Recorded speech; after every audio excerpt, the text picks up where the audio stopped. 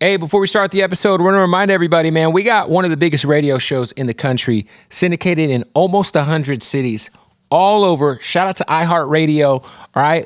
Some of the latest cities that we've been able to add, man. Want to give a shout out to 93.9 The Beat in Honolulu. That's right. Hawaii. We over there going crazy. I also want to give a shout out Hot 98.3 in Tucson. Shout out to Tucson going crazy. Also want to give a shout out to Wild 94.1 in Tampa. Going crazy. We just got Richmond. We also just got the good folks in Bakersfield at Hot 104.7. So we're going crazy on the radio with my partner James Andre Jefferson Jr. for the Bootleg Kev Show. So make sure you tune in and you can listen anywhere on that iHeartRadio app. That's right. Let's get into the interview.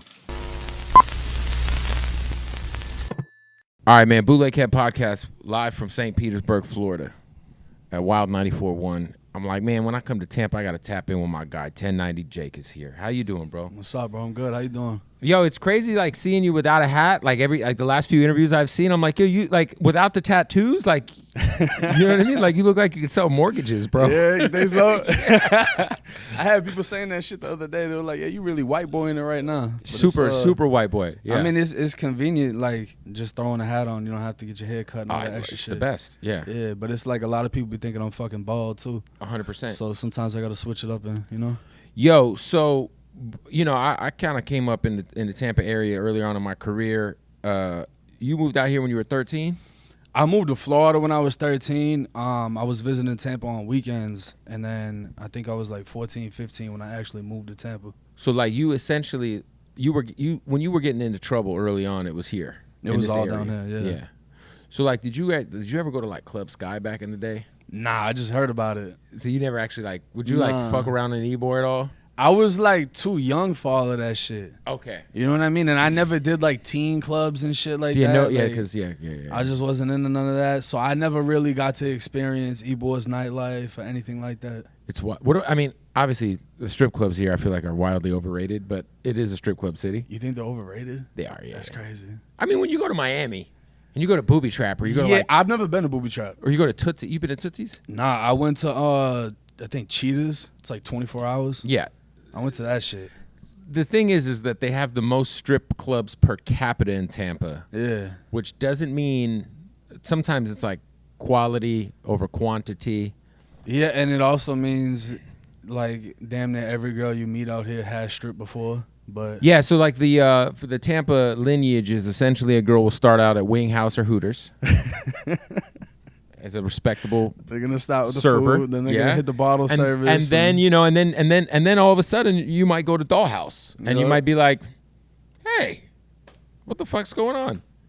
How you doing?" And then back in my day out here, it was Reality Kings right after, you know, or Brazzers or whatever. But you know, now it's like straight to OnlyFans. Straight to OF. Yeah, the OF is yanking. No, but shout out to all the I had a lot of fun out here, man. It's a good place.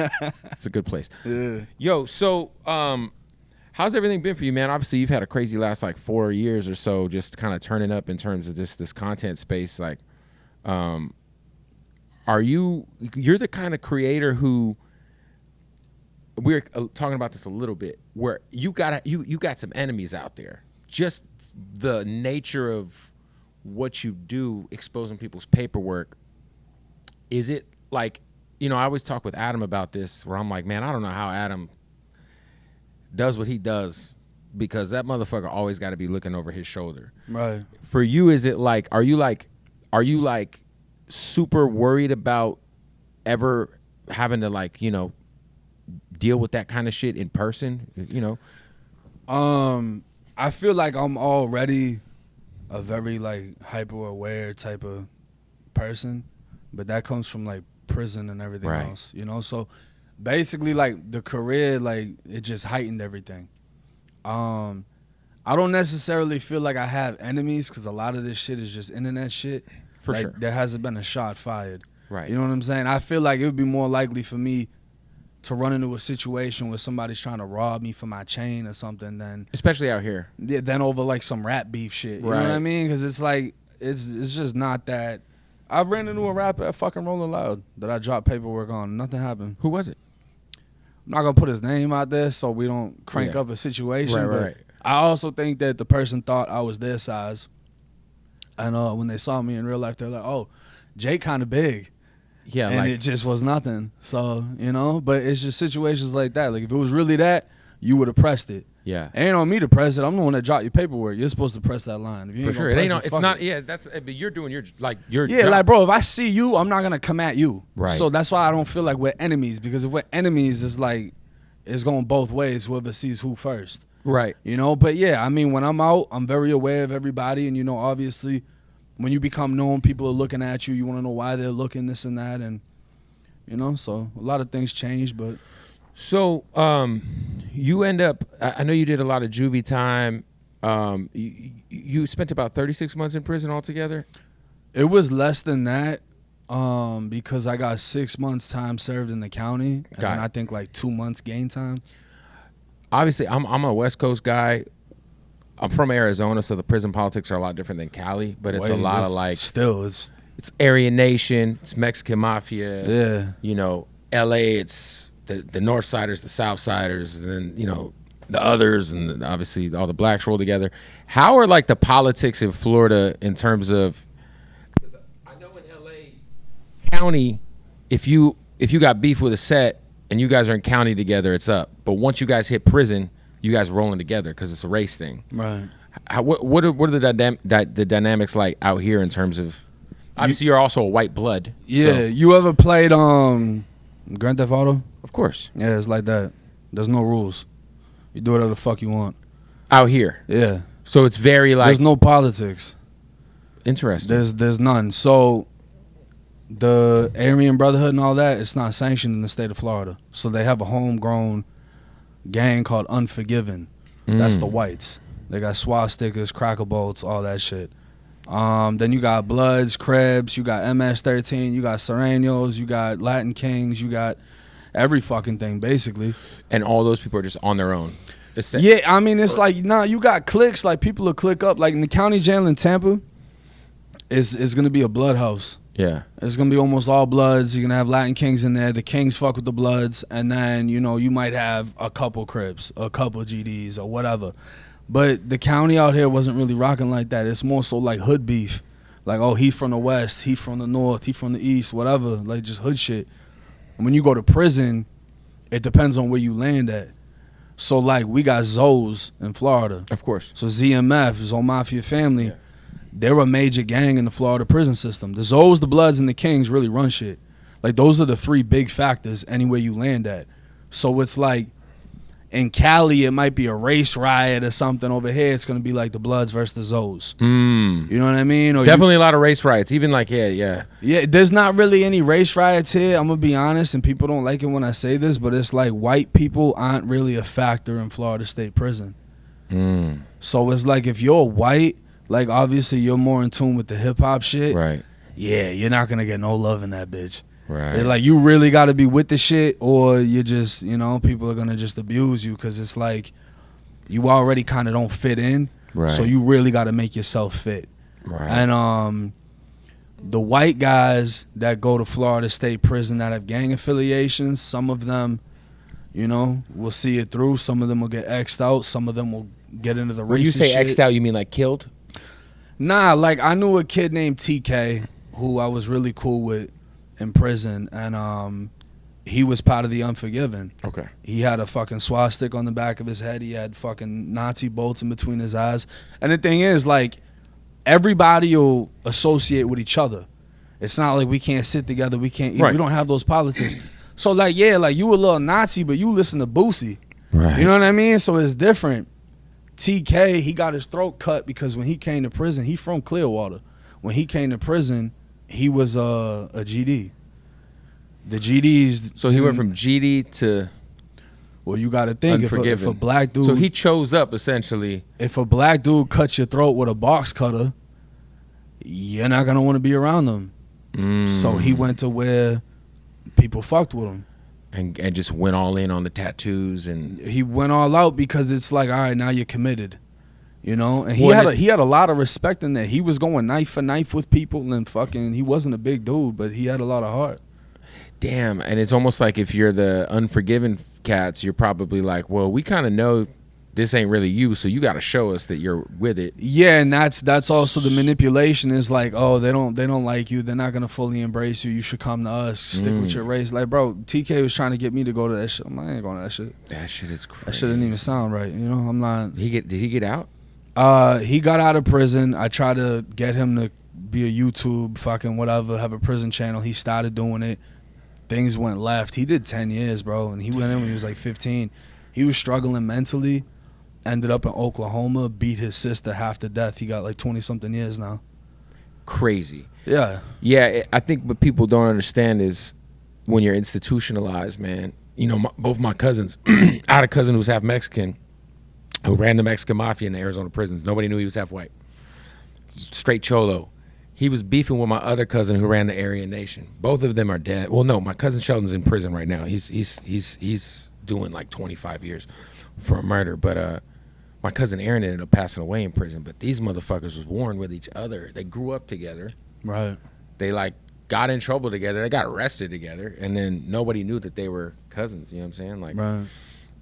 But the race war shit was, man, some of these stories these guys would tell me, like my cousin Aaron, he said they would like, everybody would shit and piss in a bucket. They would boil that shit and throw it on somebody from like a different race or whatever. Like, yeah. I'm like, bro, what the fuck? The most racial shit you'll see in Florida State Prison is just white boys just get victimized. So it's like punks, boys, like the gay shit that goes on, like it's mostly white boys that are getting turned out. Like, yeah, like you just can't go and just be like a normal white dude and just be like, I'm gonna just fly. Man, you gotta put metal in somebody, bro. You gotta really do something to somebody. And that's the thing is like, when I went in there, I was trying to be as turned up as possible. But within my first year, I got cut, I got poked up, I got hit with a brick, I got all type of shit. You know, so it's like, you're going to get hit too. You're not just going to go in there and be flawless, but for sure, you got to do some shit. Anything that was serious enough to where you thought you might lose your life? Nah, none of it. None, okay. Nah, because when I got cut, that's the most blood I've ever seen, but it was like not that serious. That's how I got this little scar right here. Crazy. But when I got cut, it went from here down to here. You, you know, obviously it's not the easiest thing. It's a lot easier said than done to be able to pull yourself away from that lifestyle and pivot, you know what I'm saying? And at least kind of have, because, you know, what you do and what you started to do with YouTube, it's not something that just anybody can do who's a convict. It takes a lot, you know what I'm saying? Like it takes a lot of dedication. I'm sure your first video didn't go crazy, you know, like it's... I ain't gonna lie, my first video went crazy. Oh, he's like, well, actually. Bro, the way YouTube started for me was not like genuine, I guess, right? So I seen an interview on this channel called Lockdown 23-1. Okay. And Josh, he goes by the nickname Death. He was like... Crazy nickname, by the way. Right? Crazy. Yo, but he's mad. I think Death. it's more so like to do with like the Call of Duty shit. Like this is gamer tag or whatever. He's a cool dude, family man. And he was one of like the original prison channels. And he would interview people. So I watched an interview with him, interview this white blood from Virginia. And I'm like, man, this whole story sounds like bullshit. Like how the fuck are you a white blood, but you didn't get to know gangster shit in prison? Like you ain't get stabbed, you ain't stabbed nothing, you ain't... Right. You know, like how the fuck did you just have it that easy? And then he said he wasn't blood anymore, but he's like speaking in code with the host. So that's like me like saying certain shit that you don't even know what it is just to try to sound cool on, you know? And I was like, man, this shit sound fake as fuck. So I reached out to Death on Facebook, like, yo, interview me. I wrote a little paragraph, everybody was liking it. He brought me on for an interview. That interview went crazy, and he was the one that was like, yo, you should start a channel. I started the channel, the first video went up. What was your first video? I forget what it was on. Maybe like Florida TOH, a test the hot, because a lot of people never heard of that shit. I just sat in front of a shitty camera in an empty room in an apartment and talked for like 30, 40 minutes. About what the test the heart shit is? Just memories, just talking about like, you know. For people who don't know what that is, it's essentially like checking your temperature, making sure like if you're... A test the hot, right, is really something that comes from the Florida JIT camps. So... in California, they got what's the fucking... it's not adult prison. It's the youth shit. Yeah, juvie. Not juvie. It's above that.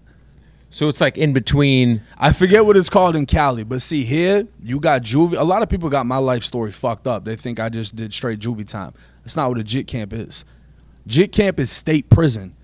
But what happens is if it's your first time in state prison, from 14 to 24 years old, you're going to JIT camp. That's the Gladiator. You could be 24 locked up with a 15-year-old. Yeah. Crazy. You're just going to be in a different dorm. Right. But when we go to state prison, we're on the bus with all of the adults. We get separated at reception. So I went to the Central Florida Reception Center. That's in Orlando. I get put in H dorm. That's hell dorm. This is JIT camp. This is where everybody's getting slashed. You got kids getting fucked with broomsticks. You got people getting lit on fire, poked the fuck up like 200 times. So that's where the TOH comes in, right? So you come in. Right. We're going to look at your tag, you know, to find out where the fuck you from, because the tag on your DC number is going to say the city. Or mine, it was a C. So if you're from Tampa, you normally get a T. I got a C. My DC number is C07652. So if I got a C, they're going to be like, oh, where the fuck you from? You from Central Florida. Where at? I'm from Tampa. Oh, Tampa's over there. You know what I'm saying? Or it's like, oh, we don't fuck with Tampa. And now you in a whole situation. But a TOH, if it's your people doing it from your city, they're going to act like, for one, they're not from your city. Or if you a Crip, all the Crips are going to act like they're Bloods to see how you react. Like, all right, you surrounded by straight enemies. It's kind of like to test your character in certain... It's a test, but it's a pain test. You're going to get held down and put in a fucking full Nelson and stabbed with a piece of a fence like 100 times. And they're going to see what the fuck you do. You know what I'm saying? People had like lighters and shit. They'd hold motherfuckers down, pull their pants down, light their dick and nuts on fire. Yeah, they're trying to extort you. When you say extort, like what? So they'll ask you, are you going to break it off? If you say yeah, nothing else is going to happen to you. You're going to get treated, no one's going to bother you, no one's going to fuck with you. But when that money comes from your family, it's getting took.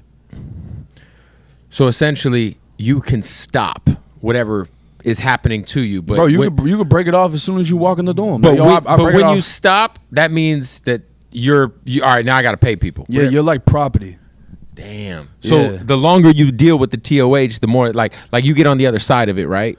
My whole thing, if someone sets your dick on fire, what are we even talking about here? Nah, bro, like I mean, break it off. That happened to one kid that I heard of. I never actually met the kid. It was in a different dorm, but you know, his dick hole shut, so he had to get sent to a different prison. Was he fucking? Nah, it's just the kid that got fucked over. But now for them, they get fucked with a broomstick, mop stick. They get held down, and you know they get their intestines blown out and shit. You're getting 14 inches of wood put in your ass. There's a lot of shit like that going on. So a lot of people never heard of this shit when I got on YouTube until I told them to look up Sumter CI, Lancaster CI. Those were the spots I was at. Right. Before that, it was Indian River, Brevard. These were places where, you know, like, you got lawnmowers. They would take the blades off and make machetes. So you got like 17-year-olds hitting each other with machetes, and then they're getting airlifted because they're barely, you know, they're barely alive. Yeah, I can't even imagine like what the rehabilitation process even is like possible in those situations. Well, that's the thing is like in the Gladiators and the JIT camps, everyone wants to go to adult prison. Because like, it's chill. You can get killed over there, and there's a lot of gay shit over there. In the adult prison. In the adult prisons. Like every day it's going down in JIT camp. And I think it was like, what, every Wednesday a new bus comes. When they take them off the bus, before you get off the bus, the COs are beating the shit out of you. Everybody gets slapped. So they'll tell you, stick your head under your nuts. You got to put your head as far down as you can on a bus. They come through, smack everybody in the back of the head. Lancaster, they take you in a room. Everybody got to strip naked. They go around, slap the fuck out of everybody just to get your attention. They'll tell you, look, we run this shit. Now, if y'all want to go PC, get in this line. If you want to go in the compound, get in this line. PC is obviously protective custody. Yeah, they go right to confinement. So if you decide you're going to stay, you go through like this little 2 weeks in a reception dorm. Then you go to the dorm that you're going to. Out of the 20 people that make it in the dorms, maybe like 5 stay on the compound. The rest of them are getting fucked up. And that's just how it is. Like if you blood and they put you in a Zoe house, them boys gonna cut you, stab you, whatever. Like within the first hour of you being in there. Jesus. It's lit. It seems like a very broken way of trying to rehabilitate people. There's no such thing as rehabilitation in prison. There is none.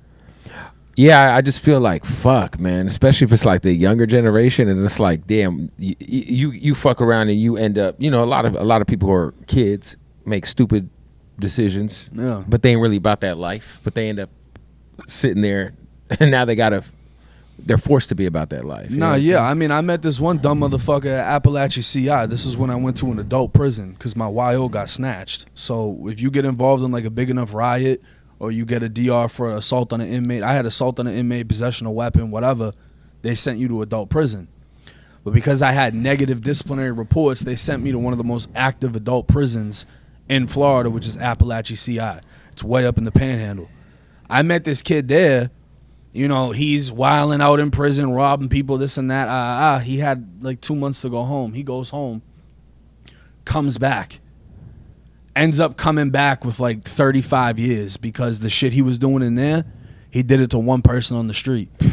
And the thing is, in prison, if I cut you and I get caught cutting you, 60 days in confinement for cutting you, 60 days in confinement for the weapon. I do 120 days in confinement. That's nothing. I come back out. Because you're already in there. I cut you on the street. That's aggravated assault with a deadly weapon. What, 10, 15 years? Yeah.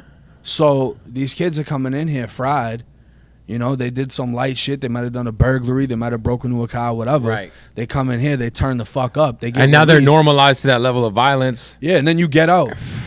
And you go smack something. You get and someone says situation, something, and you go out to the club, you go to a house party, someone talks to you the wrong way. And now it's not razors, it's guns. 100%. You know what I'm saying? So now you just pop the shit out of somebody. Now you got to go do forever, and you're fucking 20. I got released from prison at 20 years old. The first thing I did was I got the fuck out of Florida. I went back up to Massachusetts. I got released from prison July 1st, 2015. In July 2016, I caught a case in Boston. They said I was chasing somebody with a gun trying to rob them. Was that when the setting up on the dating apps thing? Yeah. Which dating apps was this? Was this Tinder and Plenty of Fish? POF is where you get the sick fucks. POF is where this kid got fucked over, yeah. Oh, I bet, yeah. But there was multiple robberies I was under investigation for. So part of the plea deal was they weren't going to keep, you know. Did you have to do time for that? Nah, no. I got probation. That's good. Yeah, no, I got over because apparently the kid got robbed and then gave two different, basically I lived right where it happened at. So he's like, I don't want to. Nah, so this is what happened is I ran up on him and put the shit on him and he pulled out fucking mace. So it's like, all right, I'm not going to, you know, like I'm trying to take shit. I'm not trying to kill you. I'm not trying to pick up a murder charge. He's got a mace. He's shaking and shit. So I'm like, I'm going to put the gun up and then just come back out here and beat the fuck out of him because I've already been sprayed in prison and shit. Yeah. So it's like, I'm not worried about the spray. So I go back in the crib. I change my clothes. I come out with a whole new fit. He already called the police. So when I come back out, he's still there because I'm still texting him on the app acting like I'm the bitch 3 apartments up. You know what I'm saying? So it's like when he fucking. Oh, so he was like waiting out there like for a girl. For a bitch. Oh, wow. Yes. Some bitch. So you were catfishing. I had pictures of a bitch I knew in Florida. That's great. Yeah. So that's how it played out. He already called the police. So when I came back out the second time, they jumped out on me. That's crazy. But now if I had caught that case in Florida, here, you'd be fucked. Yeah, because of the PRR law, the Prison Release Reoffenders Act. So any charge you get, they double it and make it mandatory. Armed robbery is a PBL, punishable by life. I would have had a double life sentence mandatory. Because you already had your Because priors. I just got released within 3 years. Do you think that's it? So let me ask you, because obviously Florida's like, you know, the Polk County Sheriff always is going viral. That motherfucker's hilarious. Yeah, Judd. Yeah, that fool's so funny. But it feels like, I guess Florida is like one extreme of like the judiciary system in terms of like being in LA and like how liberal everything is. Like, obviously you can't have a gun in LA, but I feel like, you know, it's a lot more easier to get away with shit in crime wise and in more liberal cities. I feel like Florida's like kind of like the other extreme. Do you feel like it does deter people from getting out and reoffending? Like, Not really. I mean, if you like live down here long enough, like you're gonna, I don't know if they still have them, but I know like when I was growing up, you would see the 10-20 life billboards. It's like pull a gun during the commission of a felony, that's 10. Shoot the gun, it's 20. If you shoot someone, it's life. So it's like, I don't know, you hear that shit, but it doesn't really stop people from doing shit. right. It still happens. So it's just, and it also depends on where you're at. You know what I mean? Like, if you're in an active ass place, you want to protect yourself. But the one thing about Florida, though, that Cali doesn't have is you can stand your ground. Yeah, for sure. Yeah. Which is like obviously, you know, a good and a bad thing depending on. I but mean, I feel like living in LA long enough. I feel like I wish we had that shit because it's like everyone's getting robbed in LA. No, yeah. It'd be completely different. You go to Rodeo Drive and you shoot someone in the fucking face because they try to take your watch, and you don't even get put in handcuffs. They understand. Out there, you're going to get charged. You're getting charged. Yeah, you're going away for that. So in Florida, if you literally walked up to me and said, "Take that chain off," and I shot you in the fucking face. No, not even threatening you. If I shot you in the fucking face, I'm good. Yeah. I'm good. I'm a felon. I might go down for the gun, but I'm not going down for killing you. Right. You try to take my chain. So Florida, like, it has its pros and its cons. You talk about the TOH thing a little bit more. I saw an interview where you're talking about how you when you got in, you were like, I want it now, like get it out the way. Like essentially there were some cats who were like, no, you're good. We know you. Yeah. But you're like, no. Fuck that. They told me in the county jail, like, yo, if they're telling you you're good, you're not good. You know how bad was your TOH? Mine wasn't bad because it was done by my own people. Right. So they're not gonna hold you down and stab you if it's your own people. Then you're not gonna get hit with a broomstick if it's your own people. That's gonna be like enemies or randoms that get did like that. So your own gang, you're gonna fight.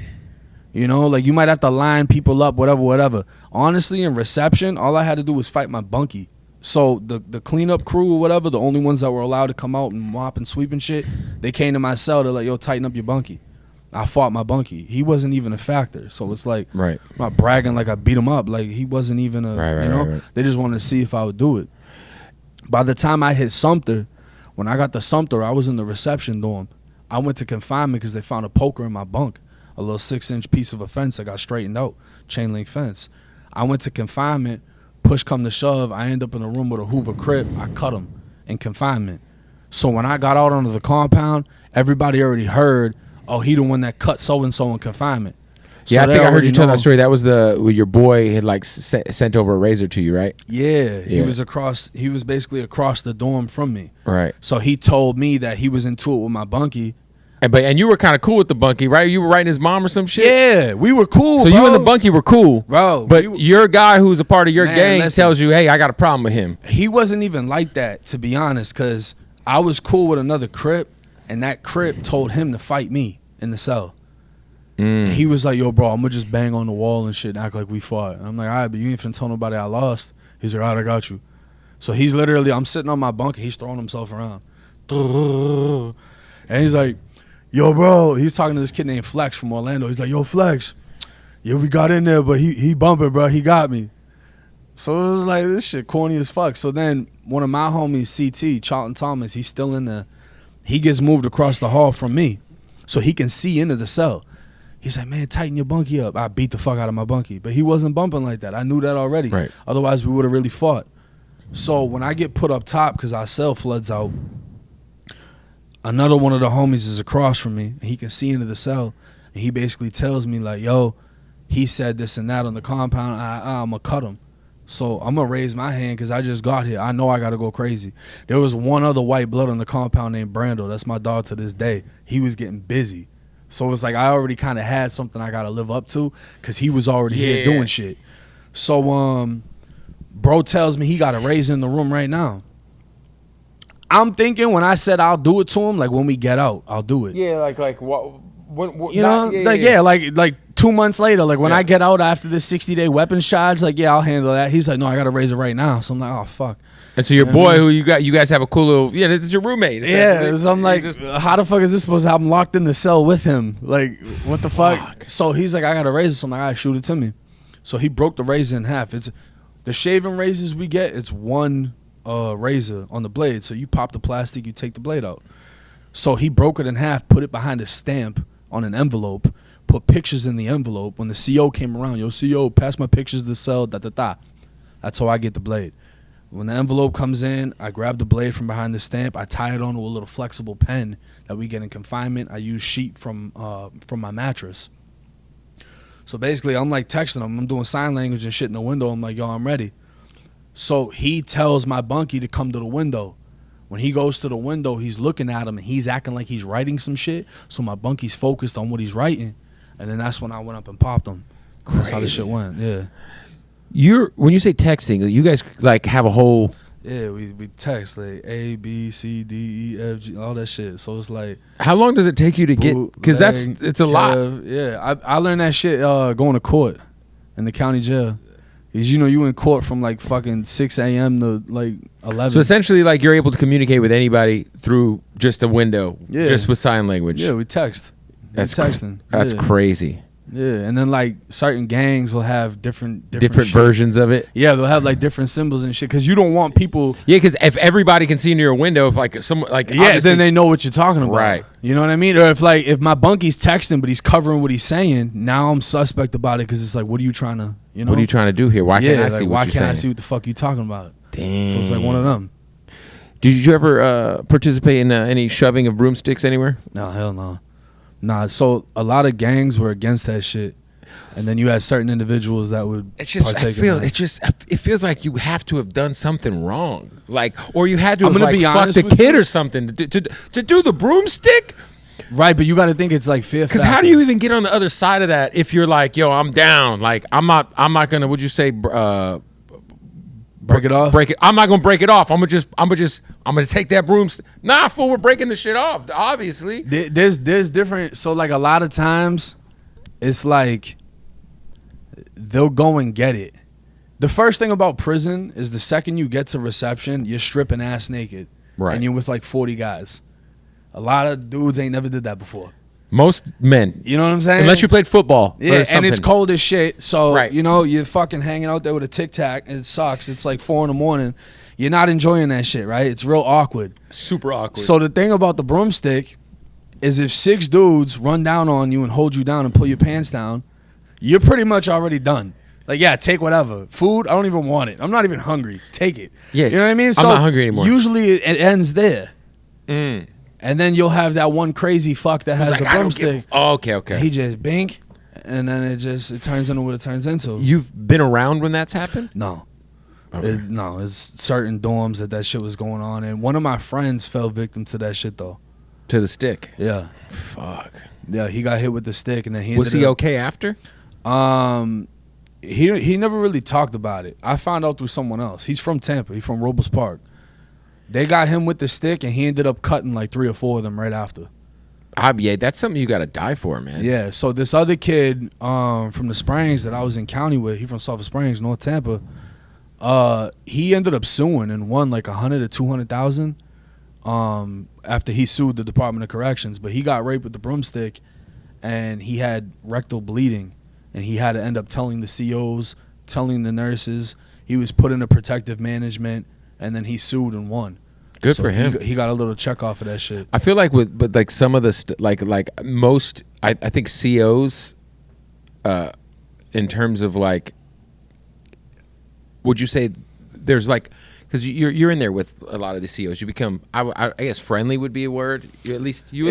It depends on who the CO is, bro. We had COs that gangbang. They'd give us weed and K2 and shit. They'd give us raises, whatever. They just tell us not to cut people on their shift, so they didn't have to write up the paperwork. That way I don't have to do the paperwork, deal with the blood, deal with breaking y'all up. Or it's like, yo, I'm gonna go on a smoke break at this time. Y'all beat them up, but just don't stab them.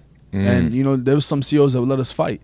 They let us go in the mop closet and fight. If you lost, the CO would fuck you up even more. That's crazy. Then you got some COs that, it's like Lake Butler, the COs got wrapped up in a sting. They were KKK. So you had COs that were like racist as like fuck. a pole like that. They'll handcuff you to the pole and beat the shit out of you. They'll strip you butt naked. Yeah, they used to keep a paint bucket, like one of those 5-gallon buckets in the booth. Lake Butler has prison bars, like real bars. It's the only place I've ever been to that had that shit. It's been like that since the 70s. And they would come through with a bucket and throw water on you in the middle of the night when it's cold as fuck. And Lake Butler, when you look out of the bars, the walls are like open windows, so birds fly in and everything. It's cold as fuck. They'll hit you with the water. You got COs that'll do drive-bys in confinement. They'll open up all the food trays and walk by with a can of gas and just spray everybody. Crazy shit. See, that's the kind of shit where you guys, them motherfuckers, man. It's like when you watch, I think it was Prison Break. There was one of them COs that was like a real piece of shit, and they fucked him up when they ran into him, and like when he was in like regular clothes. Yeah. You ever run into a CO like in the wild, like after you got out? Nah, I ain't gonna lie. Like after some shit, I got beat. at Butler. I got cut at Butler, and then they beat me because I wouldn't tell them who cut me. So the COs fucked you up because you wouldn't Yeah, they snitch. fucked me up, and then they put me in confinement, and they didn't clean me up. Like, I was covered in blood, so I'm smelling like that metallic smell for the next couple of days until I went to my next prison. And then they fucked me up at Lancaster. They fucked everybody up. But I used to think about that shit, bro. Like, I would think about, like, I want to be that one person that just pulls up here during shift change and just shoots all of them. You know what I mean? Like, you start fantasizing about killing these people. Because the way they treat. Yeah, because the way they treat you, and then it's like, it's not only that, like, you got to watch things happen to people. And if you're not seeing it, you're hearing it. And that shit sticks with you. You know what I mean? Like, I done seen my homies get cuffed up and just get punched on, and they can't do shit but just make a face, and you hear them grunt, you hear the sounds, and you hear the screams, and you know, and it fucks with you. That shit sticks with you. You don't think about it in the moment, but after you see how. Do you feel like you have PTSD? I know I do. Yeah. Yeah, but I never felt like that when I was in there. Right. When you're in there and there's so much chaos going on, your time goes by faster. There's too much to focus on. When you're released and everything's peaceful, that's when you realize how fucked you are. You can't sit in peace. Yeah, because they always say, like, if you go to the feds, it's a lot more chill, right? At least that's what they say. I don't know. That's what I heard. But if you go to a USP, bro, that shit's like that. And they got hands-off policies where there's no fighting. Like, if we're into it, we got to go at it with knives. So it's like, but we had, you know, there was certain JIT camps, like, when we touched down at Lancaster, people were talking about fighting, and then they're like, what's fighting? We don't do that here. And we're like, what? Like, Sumter? We only do stabbing. Bro, at Sumter, you would have, like, gang fights. It'd be, like, 6 Crips versus scrapping 6 Bloods, you know? Right. And they're all just lining up, and everyone will fight. If me and you are 6'1", we're going to fight. If they're 5'5", they're going to fight. Man, we got the Lancaster. They're like, you better get a box cutter. You better get that. And they had real box cutters from the street, big fat ass box cutters. So when people are getting cut, you can see inside, like, their teeth and shit. You know, like, the whole cheeks fucking hanging off. Like, shit was crazy. So, like, people were getting fucked up and fucked up bad. And it just made you think, like, you didn't even want to get into it with people because you just know, like, some of your homies are gonna get hit. Right. Or you might almost get like hit. let's try to keep, like, you want to keep things as diplomatic as possible because you know what comes on the other side of it. Yeah, and you know when it pop, it ain't gonna be no light shit. It's gonna be real fucking, you know, like, people are getting fucked up. There was a kid that got hit up at the work camp. He was false claiming to be a Zoe. So the Zoes got him. So this short Zoe ran up behind him with a box cutter and slit his shit from here all the way to the back of his head. This other Zoe that was strong as fuck ran up, slammed him on the floor. The little Zoe jumps on top of him with the box cutter, starts swiping. So, like, all the tendons in his hand got cut through, so he can't close his hands because he was trying to cover his face, and then his pinky got cut in half. So he stands up and runs over to the CO. His shit's dangling, bro. All his whole shit's wide the fuck open. They try to put an attempted murder case on the ones that did it. I mean, yeah. It was bad. That sounds like attempted murder to me. It was bad. I tried to interview him after we got out. He didn't even want to speak about it. He was from Broward County. He moved up to Tallahassee. He won't even talk about it in public. The guy who got hit up, yeah. Hey, shout out to my bookie, man. Look, the NBA Finals are coming up. The playoffs are in full force right now. So many ways you could bet. If you want to get in on the action, go to mybookie.ag right now. Use that promo code BOOTLEG when you sign up for that first deposit bonus. That's important because you're supporting the Bootleg podcast, and you're going to get that bonus to your account when you are a new member and you sign up. Go to mybookie.ag. So many different ways you could bet. So many different ways you can get in on the action. You could do player props if you think, I don't know, Shai Gilgeous-Alexander is going to have over 31.5 points in a game. Hammer that. You think Luka's going to ball out. You can hammer that. And, of course, you can still bet on your futures for the NBA Finals. And, of course, it's baseball season. All right, NHL hockey still going on. So there's a lot happening. You could get in on that action, plus the full-service casino, blackjack, roulette, all that. Sign up, mybookie.ag. Use that promo code BOOTLEG for that first deposit bonus up to $1,000. That's right. Also want to give a shout out to our family at Blue Chew. That's right, baby. You can get a month's supply for free of Blue Chew. Go to bluechew.com right now. You just pay $5 in shipping, and Blue Chew is, man, it's a lifesaver. Let me tell you, all right? Fellas, if you need your situation to situate a little bit more, let me tell you, Blue Chew will make it happen. Same active ingredient as Viagra and Cialis. It's going to have you with that extra pep in your step. You're going to be very hard, you know? Yeah. Erectile dysfunction's a thing. You know, whiskey dick is a thing. Blue Chew handles it. This is the best part about Blue Chew. You get it delivered right to your door discreetly. Discreet packaging. It's chewable. Save active ingredients is Viagra and Cialis, like I said. And you don't have to go to a doctor's office. You handle everything online, bluechew.com. Try it right now for free for a month. Yes, bluechew.com. Head over there. You just pay $5 in shipping. You'll thank me later. Your wife will thank me. Your girlfriend will thank me. Hell, sometimes you just pop a Blue Chew and rub one out just for fun, you know? Anyway, let's get back to the interview. Do you, you know, I think you've obviously became of cultural relevance to the point where you're starting to get, you know, your name dropped in records and shit. And I just saw you connected with Lotto out here. Yeah. Are how like I guess I would ask, like, where do you feel like the resignation with, because you've resonated a lot with certain artists, you know what I'm saying? Do you think it's just because, I think in hip hop, man, it is definitely a perception game rather than a reality game. So a lot of artists, obviously, they live life and they make money based off of their perception and their image. Right. And like you kind of come in like the dream shatterer on some of these guys. Yeah. And you're like, well, what the fuck? What like, can you remember kind of like the first artist who tapped in with you and like was like, hey, I like what you're doing? Like keep that shit going? I mean, there's been a lot. I think Julio Foolio was one of the... Rest in peace. Yeah, rest in peace. That was like really early on. And it's fucked up because when he got killed, I knew he was coming to Tampa. I was going to reach out and see if he wanted to do an interview. And then he got killed. Crazy shit. I interviewed him twice. And I said it during the interview. I was like, it just feels like your ending is already, we already know how it's going to end. Yeah. Like it was expected. Yeah, I just drove past that hotel the other day. And it's just weird thinking about shit like that, you know? But I mean, from him to obviously like the big names would be Lotto, Durk put me on a song. Yeah. Kodak shouted me out at Rolling Loud, but that shit kind of went left.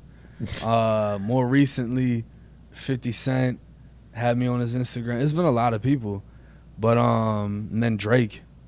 When Drake put me on a song, that shit, I went to the strip club immediately. I bet. As soon as that shit got sent to me, yeah, I was like, oh yeah, we're going. Yeah. I went to call people. I was like, look, Drake put me on a song. We're getting a section. What strip club? I don't even fucking. I think it was some ghetto ass shit out here. Okay. I was in Orlando. Oh, you were in Orlando. And I drove all the way over here, just to fucking I forget which one it was though. Yeah, no, it is interesting. Yeah, the Julio Foolio thing, like it feels like, man, like, you know, it's almost like what you were saying with like how kids are like conditioned in prison and how they come out the other side. It's like hip hop fans, I feel like, because of the YouTube culture, I guess, where a lot of artists they're not necessarily even known for music anymore as much as they're known for like what they do in the streets. Yeah. So it's like fans that's what made everybody so much more official in the eyes of everyone else. Yeah, like, because it's like, well, I got a hood documentary that Swamp Stories did about me or whoever, and then Traploreross, or then you and fuck that whole shit up. Yeah. Nah, bitch, you ratted. You not like that. Right. So it's like, I mean, that's the thing is, for me, I was just doing prison shit. And then I only got sentenced to 3 years. I'm not going to have 20 years worth of fucking it's like I'm videos. out of content, guys. Yeah, so I started covering criminal cases. So I did a story in Palm Beach of this kid that went in a 7-Eleven. And he robbed the 7-Eleven, and this white Karen lady tried to stop the robbery. She got shot in the head. The kid had a YouTube video with like 6,000 views. He was a rapper? I mean, he had one video with 6,000 views, one song. I put rapper in the title, and the video went crazy. And then that's what was like the light bulb, like, oh, I'm going to start covering rappers. So at first, it was just criminal cases. And then I started finding out like who was snitching and shit. And did you already like was it on accident that you were able to figure that out? Because obviously there's a process to being able to get public paperwork. It wasn't really thinking like, it wasn't an accident because I was getting public paperwork on myself. So you were like, oh, if I could do this for me, I could get it. Yeah, because people were like, oh, you didn't have a gun charge. Oh, you didn't do this. You didn't do that. I'm like, all right, well, I got the reports. Oh, you didn't get caught with a weapon. Oh, you didn't do nothing in prison. All right, I got all my disciplinary reports. You didn't do a year in confinement. This says I did fucking a year straight. Right. So it's like, you know what I mean? So you kind of like, I'm like fact checking myself. You to fact try checked to yourself and prove to the fans. Yeah, and then a light went off for, oh, if I can. And I was like, wait, if I can look my shit up, I can look their shit up. Because TMZ does it. Who was the first artist you were able to Man, kinda... I think it was Spot 'em Got 'em. I think he was like the first. And he's from Orlando, right? Or Jacksonville? Nah, he from Jacksonville. Yeah, he from Jacksonville. And then when that happened, I guess like that's what started the beef with like me and Say Cheese and shit. And because he was trying to interview me. I didn't know you had a beef for Say Cheese. I really didn't either, because he never said it. But all of a sudden, was he working with Spot 'em Got 'em or something? He signed him. Oh, Spot 'em Got 'em was signed to Say Cheese? And he was about to have a song with Durk, and Durk gave him the money back. Oh, right. shit. I didn't know any of this either. So, like, this is before I did any major interview. No Jumper reached out to me first. I told him I was going to do that first. So I was waiting to do that before I did Say Cheese. After the Spot 'em Got 'em shit happened, Say Cheese never posted me again. The only time they would post me is if it was like some negative shit. Some negative shit about you. Yeah. Or they would post like a major thing that I covered. They would just exclude me. Exclude your part of it, yeah. So it was like common sense. Like, well, I mean, I get it. I mean, look, if this artist is signed to me and you kind of... Yeah, I didn't know though. So it wasn't like a personal But thing. would you have not exposed him had you known that he was signed to Say Cheese? Nah, I probably just would have told Say Cheese. Like, hey, just so you know, homie's a rat. Yeah, like... Well, I mean, at least, I mean, that's the thing is, like, I wonder, like, for you, like, if you find someone is snitching, have you ever not aired him out because maybe you have a relationship or... Man, my homie did a video with somebody I exposed. And before the video released, I was talking to my homie. He was like, yeah, I just did a video with I was like, yeah? Well, I'm about to drop his body cam footage. So, you know, drop your video, make your money, but I'm still finna... And that's how it played out. Damn. So he dropped the video with dude, and then right after, I fucking blasted the shit, and... That's crazy, man. It is what it is. Have you ever gotten anything wrong that you had to walk back a little, or you felt like maybe... Track 100 in the YNW Melly case. Yeah, I misspoke on that one. It was something to do with him turning over the cell phone as evidence, and that having a negative impact on Melly. So how I corrected that was I did an interview with Track. And let him clear it up. Right. Yeah. We got the story situated because the paperwork aligned with what he was saying. So it was a misrepresentation. As far as like the snitching shit, it's really all like opinion, I guess, right? Yeah, I mean, I think you said it best with the Gunna thing, right? It's like, Gunna's only a snitch if Young Thug says he's a snitch. Yeah, other than that, nobody gives a fuck. Right. And I would you say that Young Thug's behavior towards Gunna since being released has at least insinuated that he thinks that? Yeah. I don't think they're best friends anymore. He's still signed to him, right? Like, there's like YSL still putting out Gunna's records. I mean, money is money, but they're not. It doesn't seem like they're cool. So yeah, it feels like just half of Atlanta just put him over there. It was yeah, but that's the thing is you got to be big enough to make something happen. So like, I've dropped shit on people that have still maintained their career. And it's I think not like I was... Boston Richie was one of your famous ones, right? Yeah, that one went... that was initially big. really affected his career negatively. Because I think he got taken off of a tour. I mean, people say that, but like, bro, like... But he just had his biggest song of his career. Save Me's his biggest hit. Like 6 days after that shit dropped, when I dropped that shit, he got signed for like $6 million. True. So who gives a fuck? Yeah. You know what I mean? And it's like, people are still going to have their opinion on that. Like, oh... He gave fake names, whatever, and I can show you what name was real and what name, you know. But it's like, who gives a fuck? Yeah, I just think that like even if it's up for interpretation, the fact that you make a video about somebody, there's a stigma where you're like, yeah. Yeah. So, but at the end of the day, though, everyone has the mentality of he didn't snitch on me. I think people get it confused and they think that I genuinely give a fuck. I don't care. You're just YouTube making content. pays me, bro. Yeah, this is your gig. If I wasn't making money off of this shit, I wouldn't give a fuck. For sure. You know what I mean? Like, now I'm not going to go do an interview with Boston Right. Richie, and people have actually tried to make that happen. People have tried to make you and him sit down together. Yeah. I think that'd be entertaining. Yeah, but it wouldn't end how, you know? Yeah. All one of us got to do is say something stupid, and it's turning into a whole nother situation. Do the Vlad style. Do the fucking, you know, put him on a screen. You know? It's just like, you know what I mean? But it's just all a matter of, like, finesse 2 times was another one. Yeah. You know, so with his situation, he claims whatever. The paperwork says otherwise. I got in contact with all 3 co-defendants that got told on. They said what they said. People don't care. Have you decided to not expose somebody for whatever reason, even though you have shit where you're like, maybe? Yeah. I got a interrogation video on a big rapper Why haven't you dropped it? because I know what it's gonna turn into.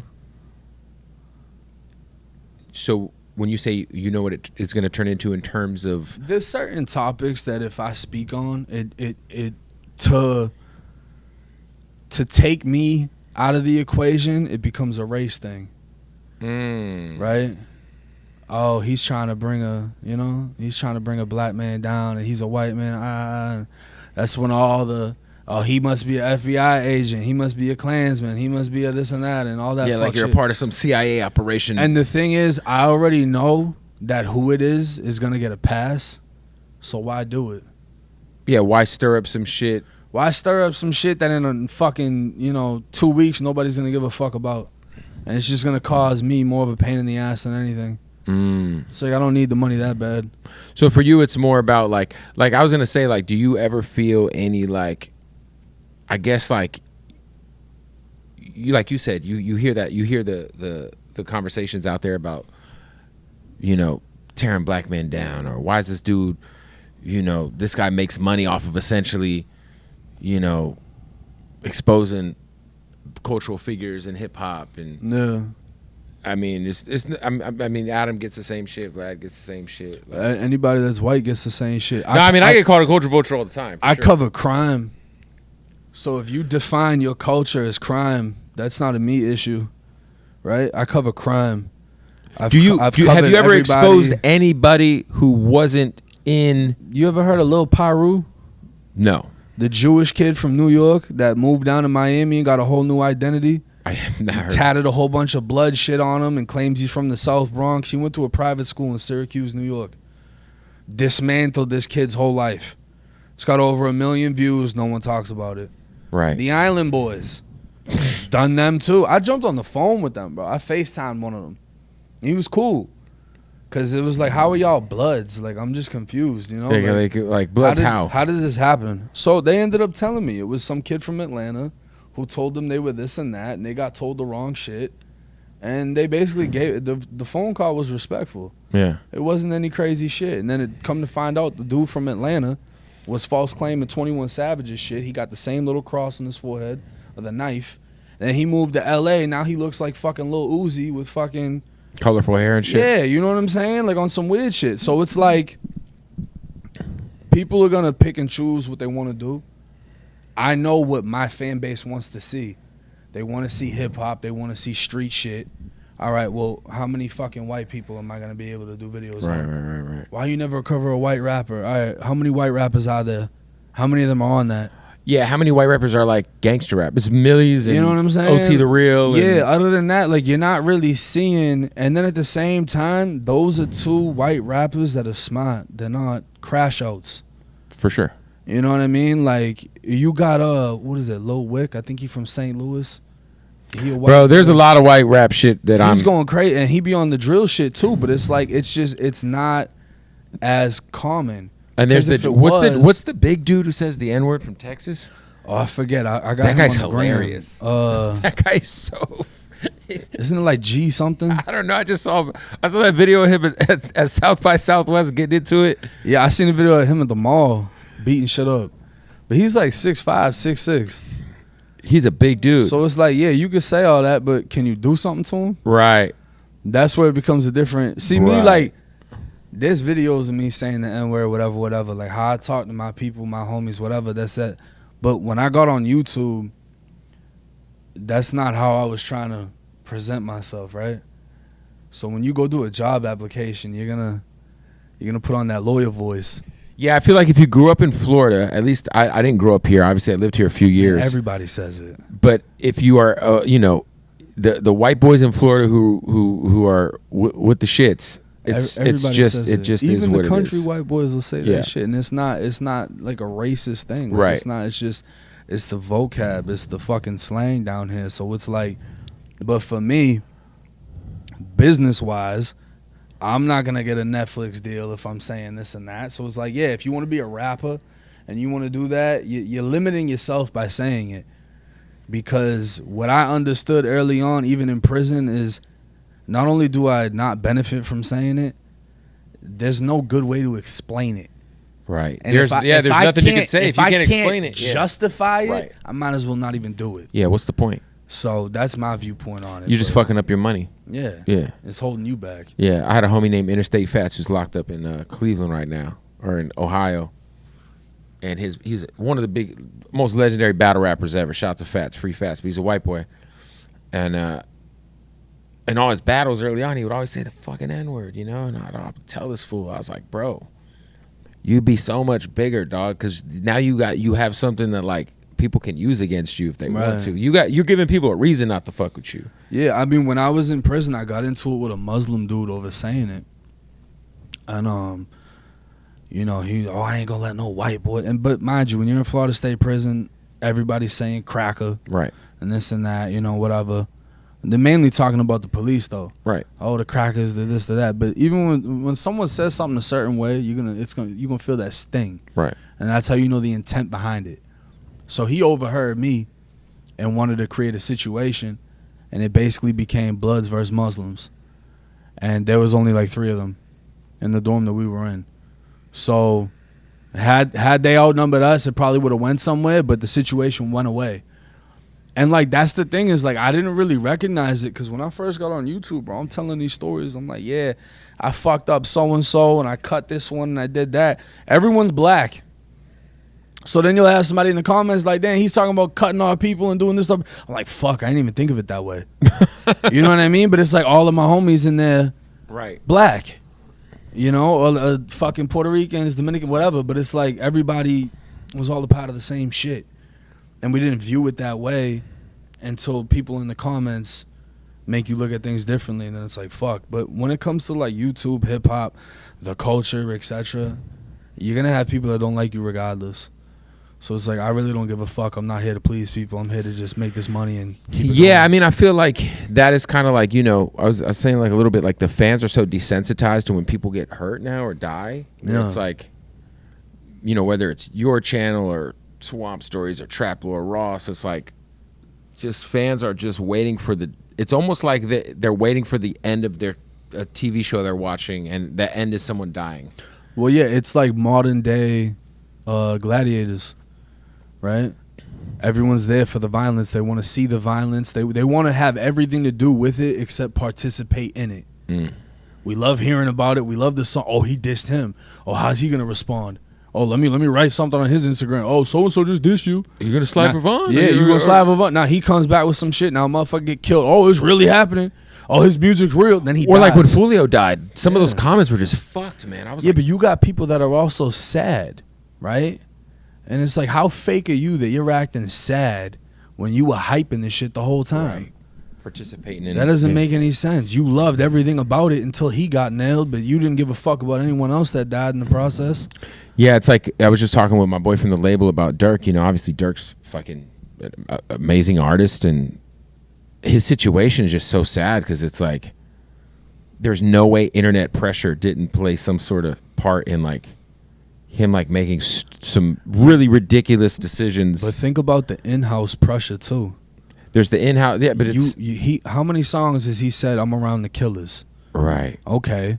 Well, you're around all these killers, and now they're looking at you like, what's next? You know, we'll do it, but we need you to, you know, we need you to get the rental cars, the flights. You got the money to make it happen. Right. You know, so it's like, how much in-house pressure was also being applied, because he can't just walk away from the killers. You see what I'm saying? You got to feed the wolves you surround yourself with. So in that sense, what the fuck could he really do? Yeah, I mean, I think when you're that big though, man, you got to kind of like have the wherewithal to understand like I can't be 1 foot in, 1 foot out no more. Yeah, and that's, this is probably I think it is my first time publicly speaking on it, but like you brought up, I'm a white blood. None of that shit's on my Instagram anymore. All the pictures are taken down, all the fucking, like I turned 30 and I was just like, this shit doesn't serve me, It made sense in prison. Brotherly love overriding oppression and destruction. I'm broke, you're broke, we come together, we eat. They want to fuck us up, well, we're going to fuck them up together, Out here, it doesn't make any fucking sense. Why am I risking what I got going on to portray? I'm not out here sliding on shit, doing shit, So it doesn't make sense. And then not only that, but on the internet, people are going to question if you're tough, if you're authentic, if you're real, whatever, right? And there's nothing, you can kill people and they'll still think you ain't tough enough because you don't have as many bodies as him. It never ends. For me, my what got me was, traveling and meeting people at the top of the food chain within the, and seeing like, damn, you ain't Scarface, you ain't fucking loaded. Like a lot of the people that started Blood back in the 90s on the East Coast of New York are all broke and fucked up. A lot of the big homies are broke and fucked up. So if you're 40, 50 years old and your life sucks, why do I, as a 30-year-old who's making more money than almost the majority of the entire fucking gang, the fuck am I doing over here? It doesn't make any sense. And then, there's some kids out of Boston that are cranking up lately. They're comedians. And the guys at the sandwich shop? Yeah. It's my dogs. So they linked up with Mark Wahlberg, and they're funny. I follow them. Yeah, they're doing what they're doing, and like I had asked one of them, like, yo, tap me in with Mark, and I asked him, and I could tell he was kind of cautious. Obviously, like that's a big. Yeah, it's a big layup. Yeah, it's a big layup, but at the same time, it's like I had to look at myself. Like, wait, who am I? Who is he presenting to Mark Wahlberg? And I looked at my Instagram, and it's like it's banged out. It's me with 30, 40 people with red flags, this and that. It's like I make him look bad, even presenting that. You know what I'm saying? I already solidified who I am with what I've done and everything else. The shit. Like the N-word and everything else, all it does is hold you back when you get to a certain point. I don't want to be 40 acting like I'm 20. And that's the reality of what a lot of gangs are. It's the same shit in prison. You got a lot of 40-year-old teenagers that are big gang members that don't give a fuck about life, don't give a fuck about your life, and they stay in the same cycle because they can never figure it out. You know what I mean? So, like, that's where I'm at now with a lot of that shit. And with a lot of the rappers, the ones that get away from everything are the ones that survive. And they have longevity. They have longevity. I mean, even with Thug, bro, like after Thug blew up and all that shit, like they're grabbing him on old shit. Mm-hmm. You know what I mean? And even just with shit that's happened in Tampa, people I've known or maybe met once or twice, and they get arrested on some crazy shit. I don't want to be tied into that. Yeah, like, because you never know with discovery, like. Yeah. Yeah, no, it's a thing where you see a lot of guys and you're like, damn, like you see that you'll meet somebody when they first come in the game, and then you'll meet them like 6 months later or a year later when things are, and then you'll see, oh, okay, like Mozzie's a perfect example. Mozzie's my brother, I love Mozzie. He just shouted me out. Yeah, I saw that. Yeah. But Mozzie, the first time I interviewed Mozzie, he came to the radio station with 40 people. I got in trouble. It was a lot. But now when Mozzie comes through, it's just like him and 1, 2, 3 people. He's, I think he understood, like, obviously he had to go sit down recently. But I think he started to understand the last few years, like, oh, I got a real opportunity here. Like he's already rich, but it's like, you also are great. So it's like, if you want to be great, man, like in the music game, you really gotta be 10 toes in, man. And it's like, maybe back in like 2001, 2003, when like Fat Joe was running around fucking fools up and 50 was doing what 50 was doing. This was prior to the internet. Yeah. And this was prior. There was hip hop police back then. but it was a lot harder for them to find shit. I mean, a lot of like the self-snitching shit is so crazy. Yeah, it's crazy now. And I mean, just like when I pulled up the no jumper, like I'm here by myself. Right. You know what I'm saying? When I pulled up the no jumper, I came with a shitload of people. And then, you know, that turned into, 1090 Jake pulls up with the Bloods from Florida. Yeah, in the moment, I'm like, oh, yeah, you know, with whatever. This is, you know, shit's going viral. But then now I think about it like, what if me pulling up like that prevented the Joe Rogan interview? Or prevented the Theo Vaughn interview? Or prevented because why the fuck would they want all of that coming to where they work? You know? So it's just like or prevents like certain link ups that you didn't even know were possible. Yeah. Because they're like, you know what? I'm not saying I would have had the Joe Rogan interview, but what if? Yeah, like, yeah, I fuck with dude, but I don't know. I don't want to bring that shit, you know? Right. No, smart, and it just made me question myself and what I'm putting out and, you know, the image that I want to continue to have. You know, you see a lot of videos of these rappers getting killed with their kids. Yeah, that one in Dallas was heartbreaking. Yeah. I saw you covered that, right? Yeah, that could have been me and my daughter. I got a 7-year-old little girl. Yeah. You know what I'm saying? Like that, I would hope I die because I wouldn't want to survive that and she didn't. You know what I mean? So it's like, all right, well, how do I prevent that? Change the image I'm giving. Stop with the fucking, you know, presenting myself in a certain way because that's what people are going to expect when they see me. Right. And a lot of people are surprised that I'm mad cool. I always take pictures with people, Right. shake hands, thank yous, all that shit, you know? So it's just like I'm not trying to give off an image of a lifestyle that I no longer entertain. Yeah, because the other thing, too, is you got to understand, like, you know, I feel like once you have a kid, man, things change for sure. They're supposed to. They're supposed to. And the other thing is you're supposed to change. Yeah. You know, it's like you're supposed to want to get out the hood. You're supposed to want to never go. Like, all this, like, man, you don't even come to the hood. Like, why would I go to the hood? Like, why are y'all going to the club every weekend celebrating failure? Yeah, why are we over here popping bottles on fucking, you know, at a nightclubs, you know, for $500 a bottle when you can't even fucking pay your rent. You don't even own a fucking house. Yeah, or you take the homies to a nice restaurant. They don't even know what to order. Like, what? Like, what's market price? How do y'all know the whole McDonald's menu by heart, but you don't even know how you want your steak? Yeah, I just think, you know, it's different. Man, when you grow up, bro, you're supposed to mature, right? And the thing is, in the YouTube world, it's, oh, well, you were never like that anyway. Oh, well, you pussy. That's why. Yeah, but you can't even look at the comments, man. Who the comments gives are a the comments. fuck? Nah, you know what I do? I don't look at mine. I go look at Lil Durk's comments. That makes me humble, right? Because you can have all the money in the world, you can be around all the killers, and they still shit on Durk. You know what I mean? If you a female, go look at Kim Kardashian shit. What guy isn't gonna raise their hand like, oh yeah, I wouldn't fuck her? Everyone's gonna fuck her. Everybody thinks she's bad. For sure. But you go look at her comments, she's getting dogged. Bitch is still hating.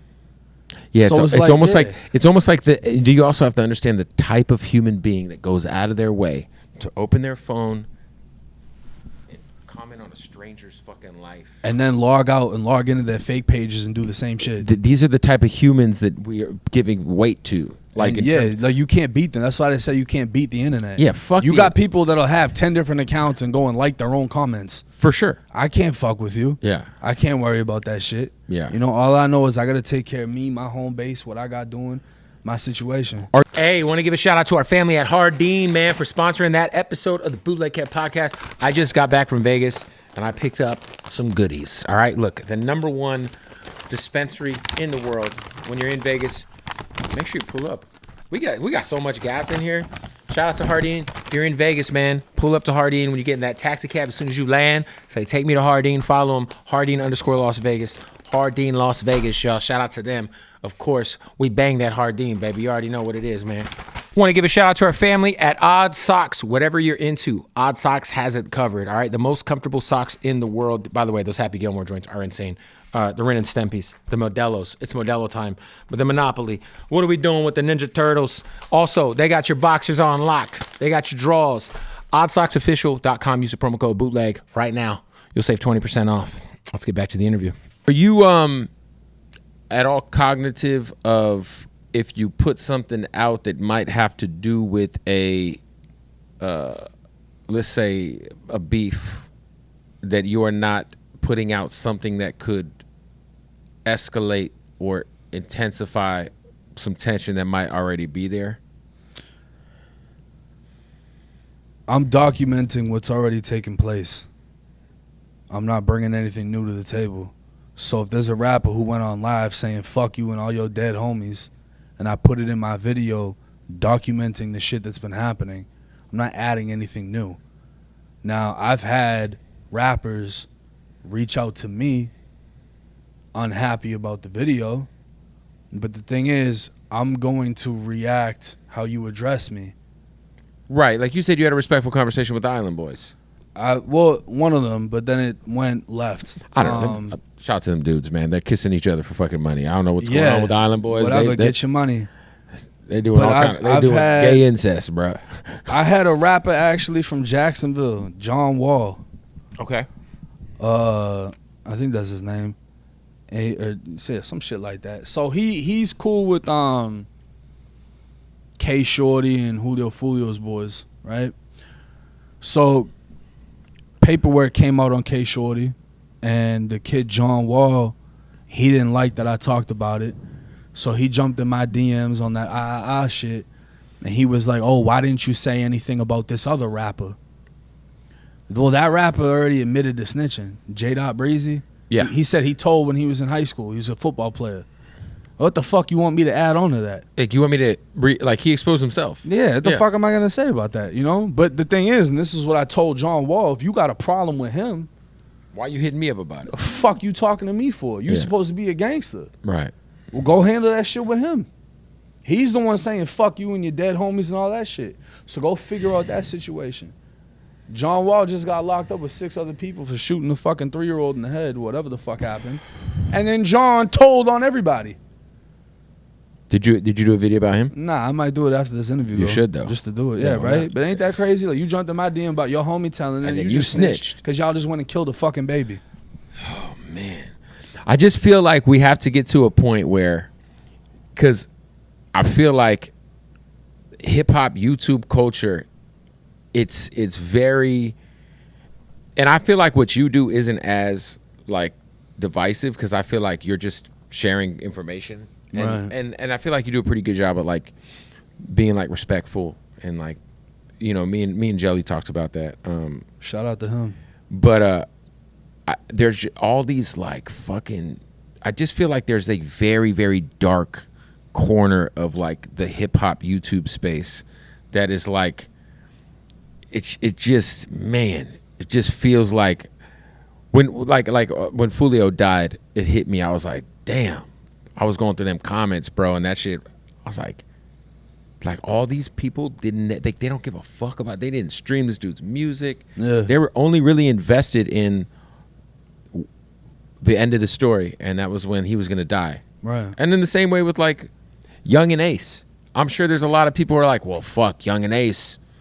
His get back. I mean, obviously, I'm not trying to speculate that he had anything to do with that because I don't think he did, but you know what I'm saying? Like, it's just, man, it's just we get to this point where it's like, I don't know, man. Like, I've tried to do a better job of just making sure, like, man, like whatever I put into the universe in this shit is like, if there is some beef shit that happens on my platform, it's brought up in a way, or I try to reel it in, or I try to like, you know, do my best to, instead of talk about the beef, talk about, well, how do y'all get past it? Like, if you watch my Julio Foolio interview, I'm like, yo,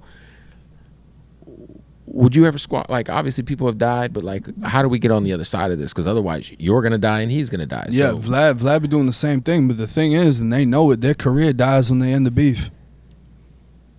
Because those are the biggest songs. What the fuck y'all going to talk about? Right. And it sucks too, because it's like, but then you got a guy like Durk, whose biggest song ever literally is like an inspirational record with J. Cole. Yeah. #1 on Billboard. His only #1 he's ever had that was his song. Yeah.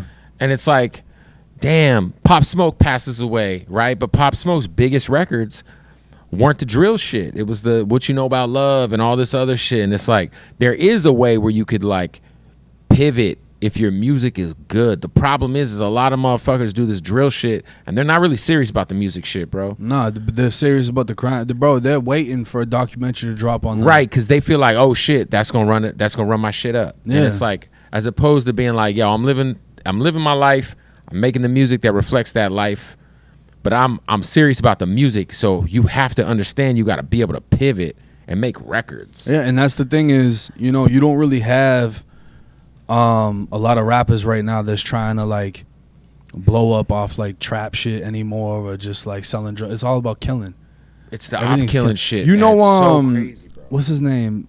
Belly Gang Cushington. Yes, yeah, love that guy. All right, so he's so fire. That's like throwback trap music, right? Some like Jeezy shit. Yeah, fire though. It's so good. Fire. My guy just sold out $100 white tees. And it's just like with him, it's like, yeah, that's you don't gotta worry about no crate. You could play his shit and you know you're not dissing anybody. You can't even play certain people's music if you don't know where the fuck you at. You know what I mean? So it's like, for me, when I cover videos and it's killing and this and that, I always try to end the video saying something, trying to have some message behind what I'm speaking on. Like a final thought almost. Right. I always have that, and I always try to give some type of advice to the youth or whoever, like, yeah, if you want to follow in these footsteps, understand this is what comes with it. That's the point of being a risk taker. Yeah. You're taking risks. Yeah. Not everybody's going to hit the lottery and make it. A lot of y'all are going to die. A lot of y'all are going to get locked up. I think it's one thing for you to do this and have the history and the background you have. I think that it can get a little icky at times when you see like, and I think Traploreross does like good work. Like I've watched plenty of his documentaries, but like recently he's been like dressing up like whoever the fuck he's talking about, and I'm like, dog, what are you doing for? Like, I mean, he's trying to apply a more creative approach to things, you know, because he's not from over here. Right. He has no ties to the streets, you know, so he's literally looking at it from the form of being a fan and being a creator, and just how creative can I get. Thug just came out saying that he wore the dress for basically like the promo that's gonna come with it. Yeah, for the shock. Well, Ross is doing the same shit.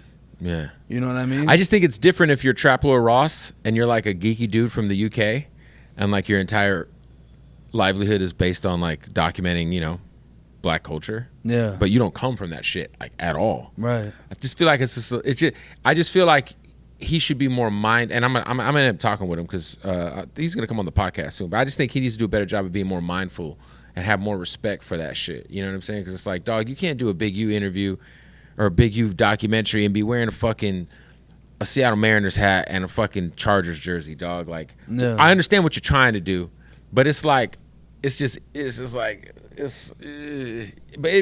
you know, for me, it's just there's certain shit where, and then some of these guys who you don't know what they look like.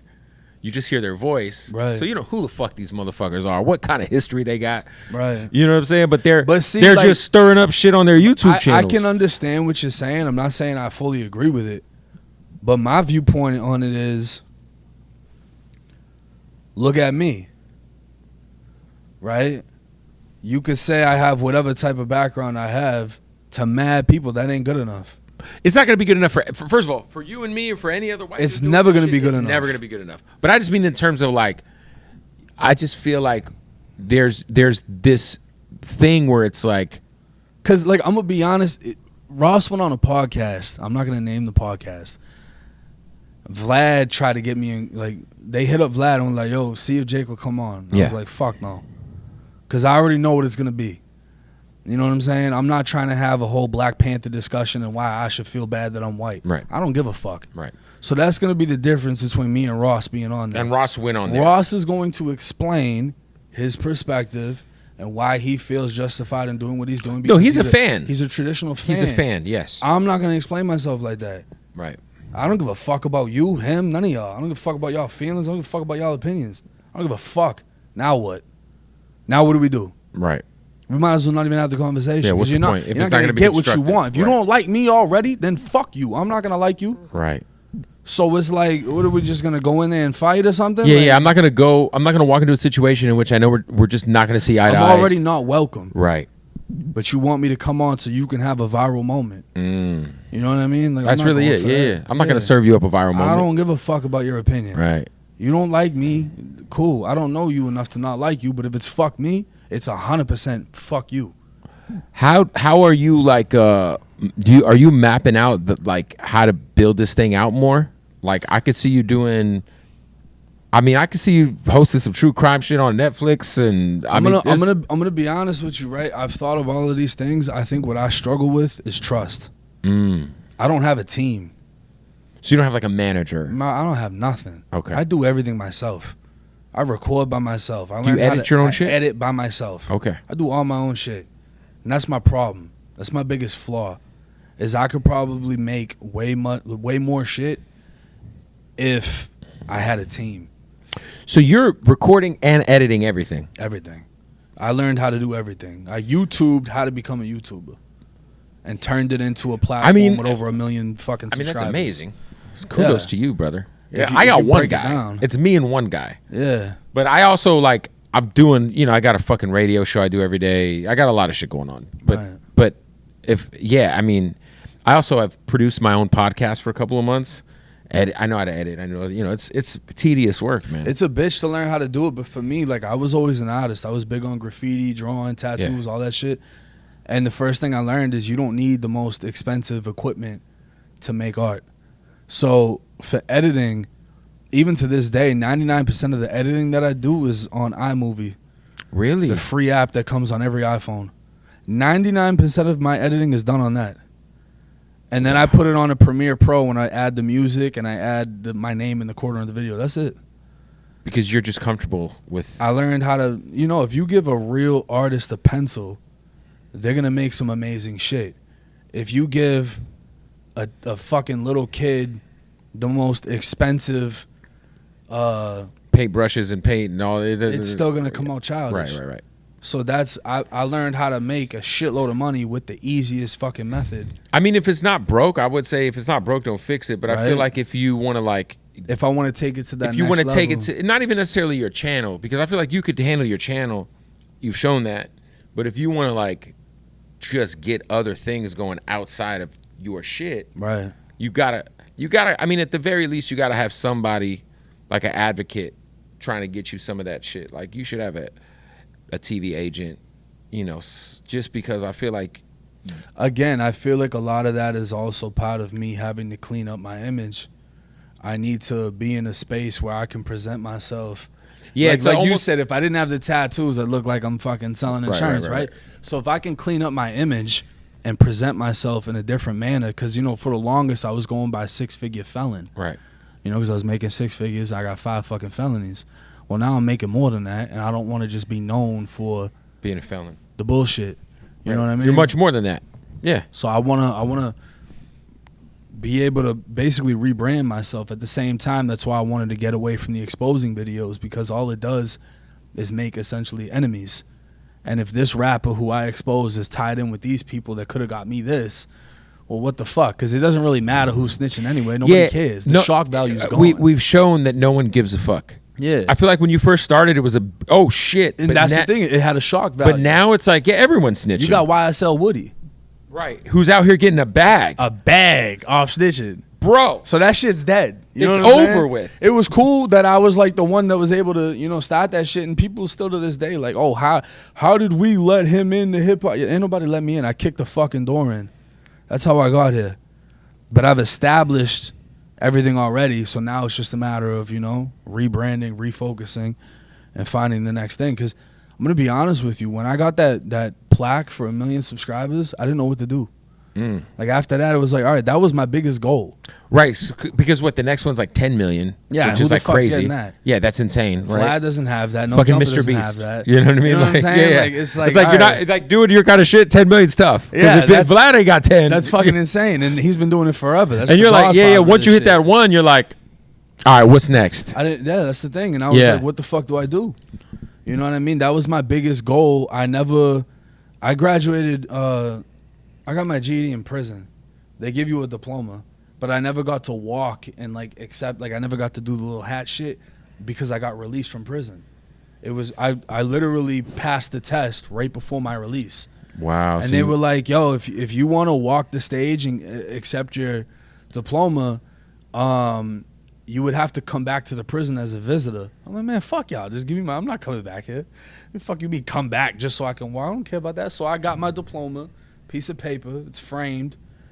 And that's the only fucking achievement I have is a piece of paper that says I graduated from Appalachia Correctional Institution. So you got that and your plaque. I got that, then I got the 100K plaque, and then I got the 1 million subscriber plaque. So once I hit that milestone, I'm like, all right, well, what's another achievement that I can work towards? Because I'm definitely. Are you like investing? Like obviously making a lot of money. Are you doing anything smart? I mean, obviously you outside of the cars and the chains and shit. I don't put any of that out there because as many trolls as I have, I don't want people fucking up my shit. Fair point. You know what I'm saying? Did you ever fuck with any of the crypto that's been tanked by your boy Donnie? I've been meeting some new people that are fucking going crazy with the crypto and the trading, and you just. I'm surprised they haven't had you start a coin yet. Try to talk you into a meme coin. I'd rather it's a rug pull. I'd rather just know what's about to happen before it happens. No, that's what you want to know. Yeah, because that's how you make the money. You get into that circle. Yeah, it's fucking crazy. So I've been, it's all about connections for sure, and meeting people, meeting the right people, and yeah, I've been doing a lot of that behind the scenes. Eventually, I want to get to a point where I'm making more money behind the scenes because experiencing the fame aspect of things, it sucks. Yeah, that's honestly that's kind of like for me, man. I've been a public figure for 20 years. Whether it's on the radio or and it's like lately, I say the last 5 or 6 years, I'm like, I don't like it. I don't want to be this shit forever. I want to just I just want to have enough sustainability on my. I own a nightclub. I got a couple restaurants. Bro, that's the thing. Like, that's what I want. It's cool when you get in the club for free and they give you a bottle or whatever. Yeah, but it's or like you're trying to pull bitches and it's like, oh yeah, I'm popping. Like, you know what I'm saying? Yeah, but this shit's really corny and you don't really want to be that guy anyways. But then, all right, you get in a relationship, you out with your girl, you don't want to deal with taking pictures. Right. You might be with a bitch that you don't want nobody knowing you're with. Right. You might be with your kids. Right. You don't want to deal with that. So it's like that aspect of it kind of fucking sucks. But before we wrap, I want to get your take on a few of the current things happening in hip hop. I saw today someone, I think Vlad tweeted this, maybe, might have been Vlad, that there's an expectation or there's some inside information that Diddy might take a 5-year plea. Yeah. Did you see that? I saw it on Vlad. It was Vlad then that. I don't know shit about it. I don't know how true it is. I think he should fucking take it. Right, because he's already been in about a year, right? Yeah, and he's facing. It's like an endless amount of shit. Like they just. Well, yeah, I think he's facing at least 20 years, right? If he gets convicted, and so if it's 5, is it a state? No, it's fed. It's fed, so he's gonna have to do 85%. Mm-hmm. Yeah, same as Florida. Yeah. So, yeah, you would take it if you were him. It's just an odds game, right? Like your lawyer will tell you, like, hey, look, if we take this and we fight it, there's this probability that we lose. This is the thing. Like, I still, unless they flat out got proof he's drugging people, like, I'm kind of against the whole, if you want to fly bitches out and they're down to fucking suck and whatever, and then everyone just walks away, everyone's an adult, bro. That's so that's the thing, is the whole Diddy thing is like, we see the video of him fucking up Cassie. Obviously, that's wrong. That's crazy. That's crazy. It's egregious. I don't know. But that's not 20 years. Right. The statute of limitations on that's probably passed too. Yeah, but that was more like that fucked up his public, the public opinion. The image, yeah. The image, right? So, okay, that's gone. But then if we look at just the case, is he really drugging people against their will? Yeah, like, because the producer that sued him, he forced me to have threesomes with bad bitches like that. Really? Listen, most of this shit is a cash grab, especially, with this Busby fucking guy. Jesus, that guy. And then, like you said, it's like, if flying women in for sex is against the law, everybody in hip hop is fucked. Everybody's going down, bro. Every NBA player, every NFL player, every YouTuber, every rock star, every YouTuber, everybody's fucking cooked. Yeah, that shit's on. Because then it's like, all right, well, what's the difference between flying somebody out for a date and then you end up hooking up with them? Right. Because females lie. They do. So if you fly a girl out just because you're interested and she's from bumfuck whatever, and you're thinking like, oh, this is a girl all the rappers haven't fucked, let me talk to her. You fly her out, whatever, you hook up. Most of the girls all the rappers have fucked, by the way. Damn near. And then, she spins the story like, oh, he flew me out just to fuck. What, now I got a Fed case? Now I got a Fed case. That's crazy. Yeah, it feels like it's not illegal to be freaky as fuck. Now, did he do some illegal shit? I'm sure we'll find out. But it seems as if he's just extremely a nasty motherfucker who's into some wild shit, which is by all means, do your thing, buddy. Do you? Then the public opinion crashes because that video comes out, and then now there's just all this shit, and they're like, okay, well, now we can go get him because, you know, fuck, forever Diddy was like a beacon of light in hip hop, where everybody was like, I want to be like Diddy. I want to be on my Diddy shit. I want to have. And it would appear that when you reach that level, you're untouchable. Correct. If anybody was ever going to be untouchable, you would think it was him. So it's almost like, and that's why there's so many conspiracy theories as to him coming down. Because it's like, all right, well, who are the powers that be that were able to take him down? And even those, I don't, you know, I think I've seen the conspiracy theory that Diddy was somehow like, it was like an Epstein type of thing. I'm like, there's no fucking way. No, I think he's just a freak with money and a drug habit. He's just, and like, the other thing that's funny is like how they'll post, like, you get into some of that dark Twitter shit where they'll be like, look at all these celebrities who have photos with Diddy. They must have raped people too. And it's like, hey, everybody has a photo with Diddy. Yeah. And guess what? Everybody in your entire life would have taken a photo with Diddy. I got a photo with Diddy. I was very excited to take it. Yeah. I was like, fucking Diddy? Let's run what the fuck? Yeah, like, you're not going to say no. What the? Like, and everybody who got an invite to Diddy parties went. You're going to go. Because Diddy parties weren't, like, there was like a normal aspect to those. Now, what happened at 5 a.m? But he had tons of industry parties, bro, where everybody in the music industry was there. Didn't mean everybody was fucking putting fucking ecstasy up their asshole and fucking boys. Like, I don't know. You know what I'm saying? But I'll say this, though, as far as if the 5-year thing is true and he's facing forever in prison, don't get cocky like Tory Lanez thinking that it can't happen. Yeah, Tory got some bad legal advice. A$AP Rocky walked. The ASAP thing was, it looked like a crazy gamble. It paid off. Yeah. But damn, man, that was... Bro, going to fucking trial is a fucking parlay. Like, the ASAP thing was crazy. It's just, it's at the end of the day, it's all a gamble. And if he's getting off at 5 versus forever, just take the 5. I would take the 5. But you know, Diddy got an ego, man. And now is it broken down now? Is he kind of come and does he kind of know, like, you know what, if they really want to? Because he's not gonna go to a crazy prison. No, he's chilling. Yeah, he's that shit's. And he'll be out 3 years. You know, still rich as fuck. Still rich as fuck. No one's drinking Ciroc anymore, but he ain't been involved with Ciroc in a while. But I would take that fucking 5. What do you feel like there's a light at the end of the tunnel for Durk to get out?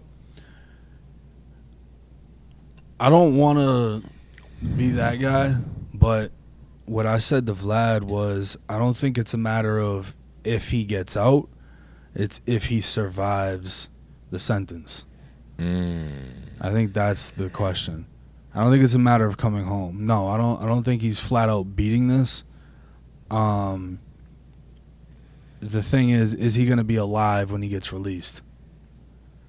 I just did fucking 2 back-to-back videos on Durk's situation. They were alleging that he hired hitmen and funded their flights from Chicago to Cali, then got them paid for the rentals and the guns for them to go carry out a broad day assassination with machine guns. And then he tried to flee the country on a private jet. I don't give a fuck who it is. If you just hear that, right, it's like, bro, what the fuck? And we're talking about beating the case? Yeah. Like, this is... how? This is some shit that, you know, this is like death penalty shit. Yeah. Federal death penalty shit. Would you ever... something I think that would be dope that you could do, man, because I see Jelly do it all the time, is like go and talk to people at prisons.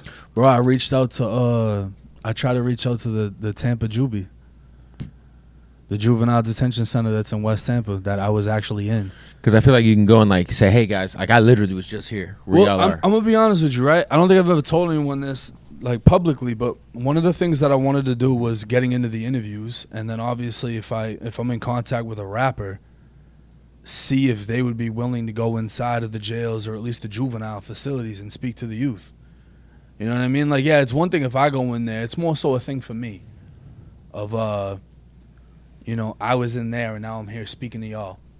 But if I'm able to bring in their favorite rapper into a facility, be the highlight of their fucking year, their sentence, and they're hearing motivational shit. Because Juvie, bro, you're only going to be in there for 21 days. So all these kids are coming out real quick. And it's almost like if you could get a message to them. If I can sway you before you come home on some bullshit, it matters, maybe man. we can make something It matters, happen. even if you could sway one person each time, bro. You know what I mean? And then as far as like the adult, the county jails and this and that, I would have to have a rapport with The wardens and the sheriffs and everyone Yeah. else. And then again, my image is a factor. If they see me in pictures with a whole bunch of members, no one's gonna do that. especially It's a current. facade. Yeah, no, for sure.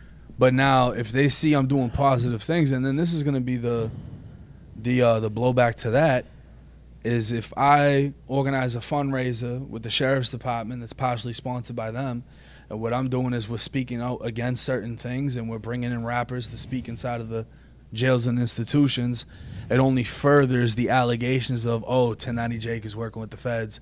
That's how he gets all the paperwork. But you can't worry about that. You see what I'm saying? You just can't worry about it. But that's what they try to do. No, they will. They're always gonna try do that. Find a flaw. I know, man, but in what you do. That's why security. That's why rappers don't get security, because security is too close to the cops. police, and then So they they'd end rather up, ride with their homies and get the shit shot out of them, it's fucking crazy. or just get caught with guns and end up in prison. Yeah, it's like you let the opinion of nobody's Yeah, have you in a fucked up they situation. want you in a lose-lose situation. Yeah. No, you like you can never do enough for fans. It's never enough. And then not even, these people aren't fans, by the way. These are just commentators. Yeah. They like the spectacle. It's the same fat fuck at the bar that's saying that he didn't throw the ball far enough, It's exactly what it is. or he should have thrown. It's this the punch. same shit. It's this. You never did nothing with your life, but Right. you're saying but that you're over here shitting on you know, LeBron or shitting on fucking anybody. Floyd Mayweather, whoever the fuck. No, Yeah. that's true, man. Well, I think that'd be dope, man, because I feel like that's kind of where I feel like you have a platform, bro, and like your history's so crazy, and I feel like you're cognizant of like that age group you were talking about, the juvenile shit. Yeah. That's like a real breaking point for a lot of people's lives, Right. brother. And that's one thing that I admire about Jelly Roll is a lot of the things that he's been able to do and just the message that he puts out. Yeah, I've seen that dude have like the most insane busy days, and like it's hey, we have to do this. Whatever city we're in, whatever city he goes to, he tries. Like if he's got an off day or he's got the time, he's always like, yeah, we got to reach out to the warden, try to say. And I think he's about to be. He's one step closer from Getting his shit pardoned, right? Yeah. I saw that, bro. That's major. super major. Because I ain't gonna lie, I would pay whatever the fuck. If they said for $1 million, It's a fucking scarlet letter on you if you're a felon, man. Yeah. Forever. Brother, the fact that you get to have gun rights and everything else It's again. the gun like, rights. It's like, bro, fucking trying to rent something. Yeah, liquor license. You're fucked. Yeah, it's crazy. Well, listen, bro, keep killing it. I love what you do. I look forward to watching you continue to evolve and all the new shit I'm sure you're working on. And I didn't know you had the one-man shows. This guy's working his ass off, man. Yeah. 1090 Jake, thank you, brother. I know Appreciate you're it. not too close. You made a little bit of a drive, so thanks for making the drive, brother. Definitely. Thank you. 1090 Jake, boom. Quick break. We want to give a shout out to our new sponsors at Slapwoods. The only thing we're smoking around here, Slapwoods, because they slap. Go to slapwoods.com.